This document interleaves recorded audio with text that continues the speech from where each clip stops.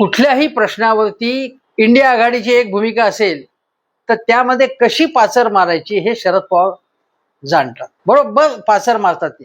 विशेषतः गौतम अदानींची हिंडनबर्गचं जे प्रकरण होतं, जेपीसी नेमण्याचा प्रश्न होता, त्यावेळी पवारांनी पाचर मारली बरोबर आणि आपली भूमिका वेगळी असं दाखवलं. ज्यावेळी काटकसर योजना मोदीजींनी जाहीर करून ते परदेशात गेले, त्यावेळी पवारांनी राहुल गांधींनी जी भूमिका मांडली त्याच्या विरोधात भूमिका मांडली. शरद पवार म्हणाले की मोदीजी हे देशाचं नाव जगभर करतायत आणि त्यामुळे अशा अडचणीच्या काळात आपला त्यांना पाठिंबा आहे. हे शरद पवारांचं धोरण नेहमीच आहे. चीननी जेव्हा घुसखोरी केली तेव्हा काँग्रेसने झोड उठवली होती आणि घुसखोरी तुम्ही झाली हे मान्यच करत नाही असं काँग्रेस पक्ष सांगत होता. तेव्हा शरद पवारांनी परत एकदा मोदींच्या बाजूने भूमिका घेतली. कशासाठी हे केलं जातं मला माहित. ज्यावेळी ऑपरेशन सिंदूरच्या अगोदर पहलगामबाबत प्रश्न विचारले जात होते त्यावेळी शरद पवार काही बोलले नाहीत आणि ऑपरेशन सिंदूर मोहीम आपण हाती घेतल्यानंतर जगभर जे दौरे काढण्यात आले, काही निवडक खासदारांचे, त्यात सुप्रियाताई सुळेंचा समावेश करण्यात आला. आता सुप्रियाताई